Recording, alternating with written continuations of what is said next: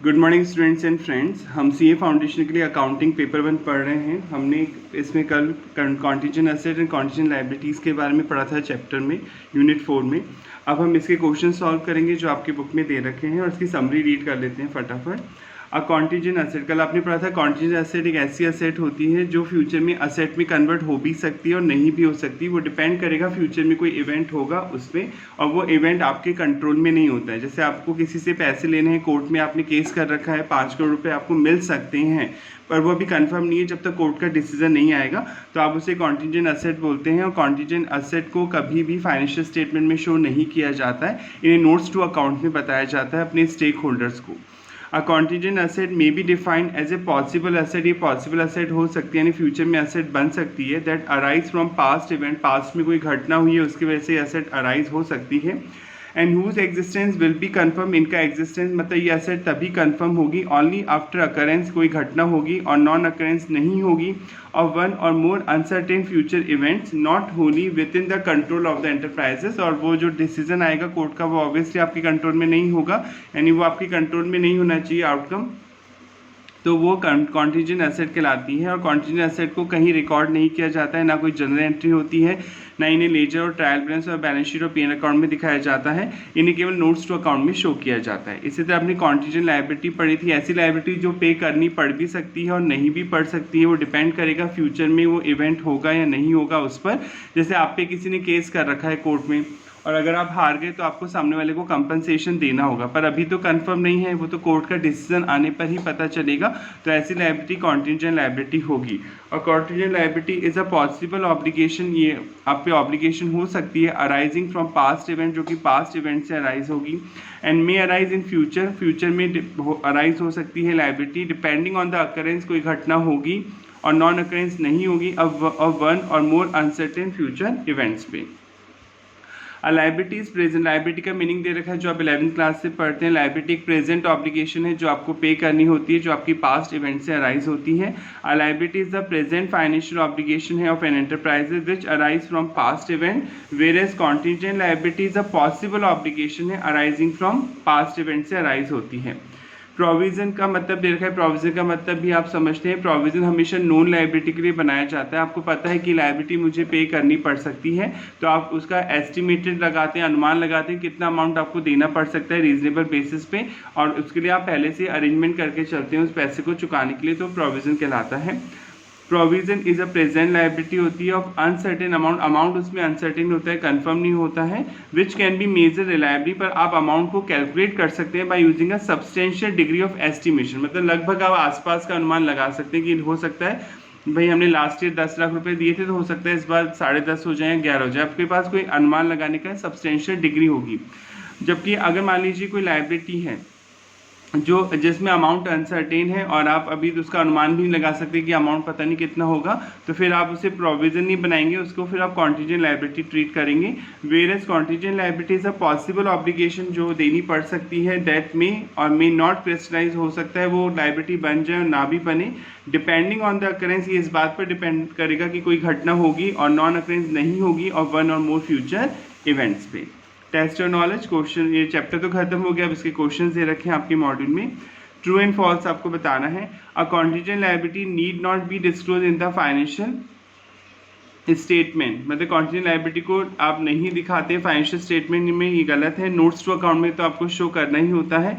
Contingent liability की कोई general entry नहीं होती, कोई लेजर नहीं बनता, कोई ट्रायल बैलेंस में नहीं इसे शो किया जाता, पर इसे नोट्स टू अकाउंट में तो शो करना ही पड़ता है। तो ये स्टेटमेंट फॉल्स है, हम पढ़ लेते हैं फटाफट। False, a contingent liability is required to be disclose, आपको उसे बताना तो होता है अपने ऑनर को, स्टेक होल्डर को, ताकि वो माइंड से प्रिपेयर रहें कि ये घटना हो सकती है, फ्यूचर में पैसा देना पड़ सकता है। Unless possibility of outflow of a resource importing economic benefits remove, जब तक कि बहुत रेयर चांसेस हों कि वो लायबिलिटी में कन्वर्ट ना होगी, तब तो आपको बताने की जरूरत नहीं, नोट्स टू अकाउंट में शो करने की जरूरत नहीं है। पर अगर आपको लगता है कि लायबिलिटी पे करनी पड़ सकती है, तो आपको उसे नोट्स टू अकाउंट में शो करना होगा। फाइनेंशियल स्टेटमेंट जब बनाएंगे उनके नोट्स टू अकाउंट में आपको इस बात को बताना होगा।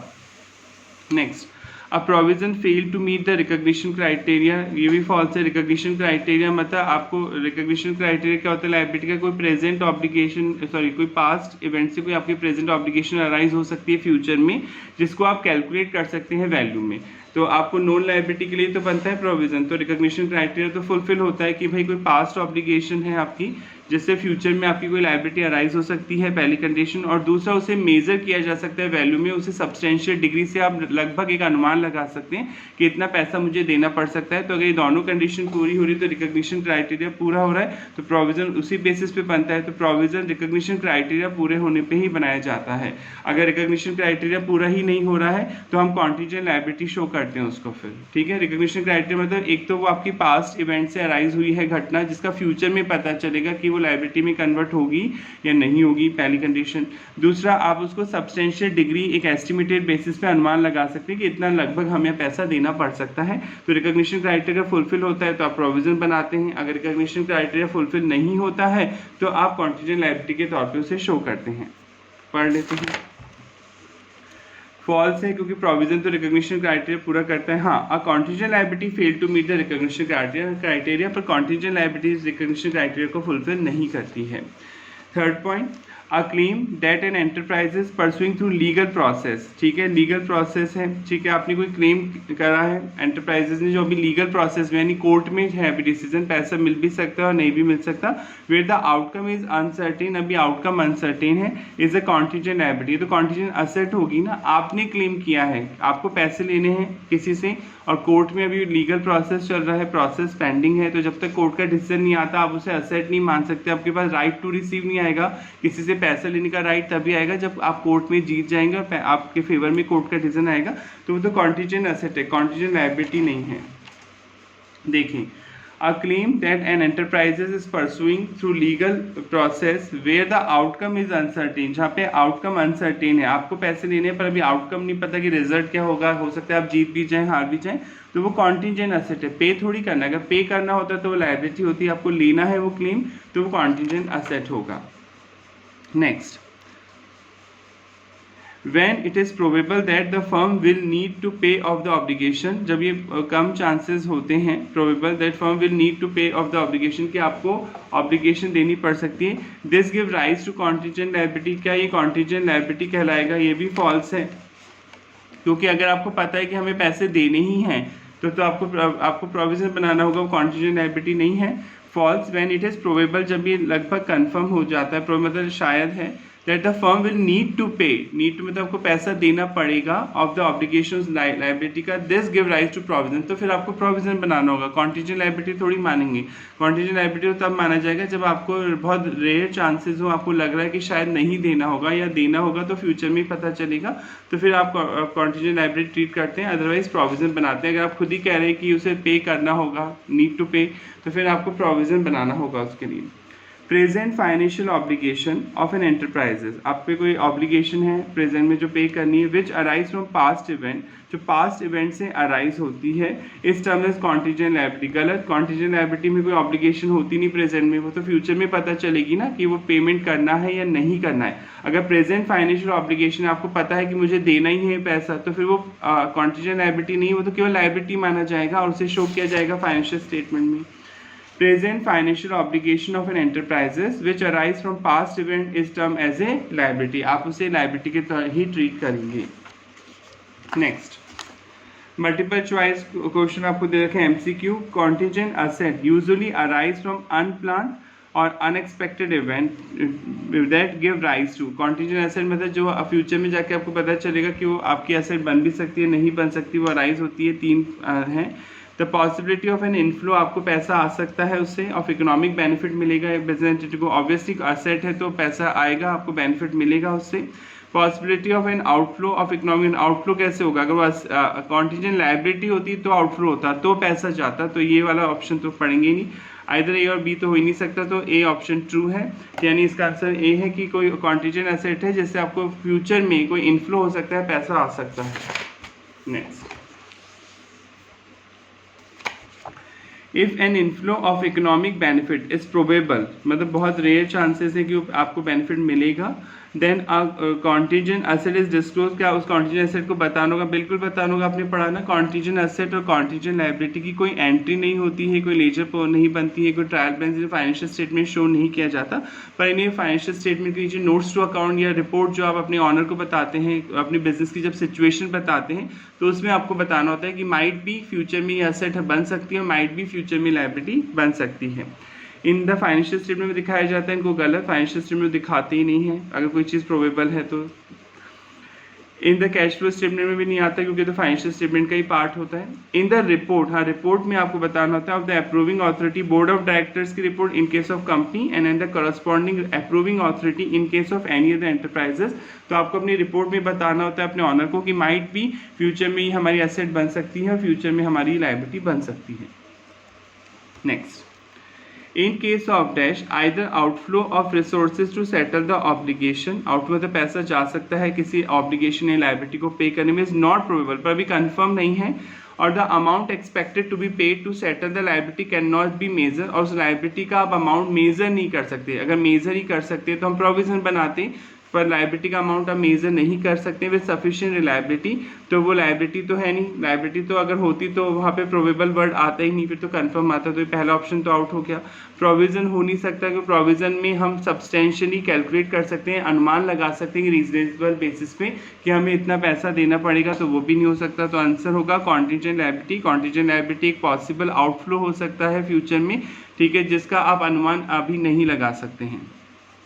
Fourth point, present liability. Present liability question बोल रहे हैं प्रेजेंट लायबिलिटी है, आपको देना है पैसा, कंफर्म हो गया, तो ये कॉन्टीजेंट नहीं है। ऑफ अनसर्टेन अमाउंट, पर अमाउंट अभी कंफर्म नहीं है, ठीक है। अगर आप अमाउंट एस्टिमेटेड बेसिस पे कैलकुलेट कर लेंगे तब तो फिर आप प्रोविजन बनाएंगे, अगर नहीं कर पाएंगे तो फिर आप कॉन्टीजेंट लायबिलिटी शो करेंगे। Which can be measure reliably by using a substantial degree of estimation is term as provision. अब आगे पढ़ने की जरूरत नहीं, अगर कोई लायबिलिटी है जिसमें अमाउंट आपको कंफर्म नहीं कि कितना पैसा देना पड़ सकता है, पर आप उस अमाउंट को सब्सटेंशियली मतलब लगभग आसपास कैलकुलेट कर सकते हैं, अंदाजा लगा सकते हैं, तो वो आपको प्रोविजन बनाना होगा उसके लिए। इन the financial statement contingent liability is, financial statement में कॉन्टीजेंट लायबिलिटी को दिखाया जाता है कहाँ पर? आप पढ़ चुके हैं, कहीं नहीं दिखाया जाता है फाइनेंशियल स्टेटमेंट में, तो शो ही नहीं किया जाता है इसे, केवल नोट्स टू अकाउंट में बताया जाता है, केवल रिपोर्ट्स में। रिकॉग्नाइज किया जाता है नहीं, एडजस्टेड किया जाता है नहीं, नॉट रिकॉग्नाइज, कोई रिकॉग्निशन नहीं किया जाता है। थियोरेटिकल क्वेश्चन, डिफरेंस निकालिए, प्रोविजन और कॉन्टीजेंट लायबिलिटी में डिफरेंस बताइए। इजी है, प्रोविजन हमेशा नॉन लायबिलिटी के लिए बनता है जिसमें अमाउंट अनसर्टेन है, पर आप एक सब्सटेंशियल बेसिस पर आप उस अमाउंट को कैलकुलेट कर सकते हैं, तो प्रोविजन होगा। कॉन्टीजेंट लायबिलिटी का मतलब आप पढ़ चुके हैं, ऐसी लायबिलिटी जो फ्यूचर में कोई घटना होगी या नहीं होगी उस पर डिपेंड करेगा कि वो हमें पे करनी है या नहीं करनी है, और इसमें आप अमाउंट अभी पता नहीं कर सकते हैं। पढ़ लेते हैं।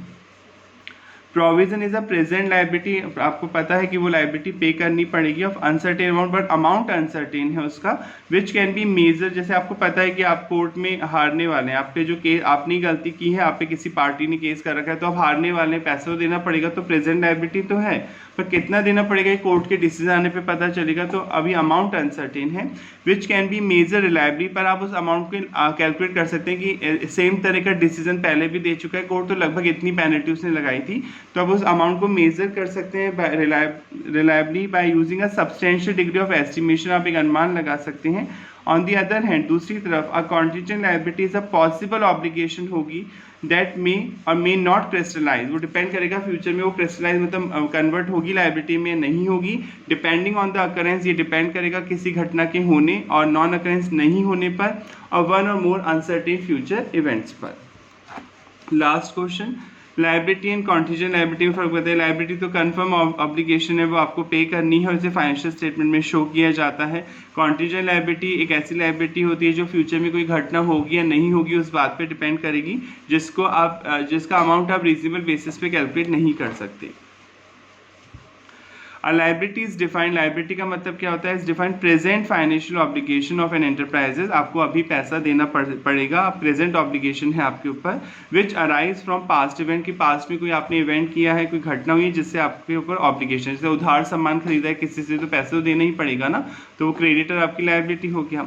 ऑन दी अदर हैंड दूसरी तरफ इन case of contingent liability either outflow of resources, आपके पास से पैसा जा सकता है टू सेटल द ऑब्लिगेशन को चुकाने में, इज नॉट प्रोबेबल और the amount expected the outflow of resource to settle the obligation is probable आएगा यहाँ पर कि आपको लग रहा है कि वो देना पड़ सकता है, प्रोबेबल है, चांसेस हैं, और the amount expected to be paid, आपको अमाउंट देना पड़ सकता है to settle the liability can not be measure with sufficient reliability, और आप पैसे को अभी मेजर नहीं कर सकते। आपको ये तो पता है कि देना पड़ेगा, पर कितना देना पड़ेगा ये कंफर्म नहीं है, तो आप उसे क्या मानेंगे, कॉन्टीजेंट लायबिलिटी मानेंगे। अगर देना है, अमाउंट अनसर्टेन है, पर आप उसे रीजनेबल बेसिस पे कैलकुलेट कर सकते हो उस अमाउंट को, आपके पास कोई सफिशिएंट बेस है कि इस बेस पे आपने वो अमाउंट कैलकुलेट किया, तब तो आप प्रोविजन बनाएंगे, फिर वो कॉन्टीजेंट लायबिलिटी के तौर पे शो नहीं होगा। पर आपको ये पता है कि देना है, पर कितना देना है उस अमाउंट को आप कैलकुलेट नहीं कर सकते एक रीजनेबल बेसिस पे, तो फिर जब तक आप उस अमाउंट को कैलकुलेट नहीं कर सकते एक सफिशिएंट डिग्री और सब्सटेंशियल बेसिस पर, तो आप उसे क्या दिखाएंगे, कॉन्टीजेंट लायबिलिटी दिखाएंगे, नोट्स टू अकाउंट में शो करेंगे। आई होप ये चैप्टर आपको समझ में आ गया होगा। अगर आपकी कोई क्वेरी है तो आप कमेंट करके पूछ सकते हैं।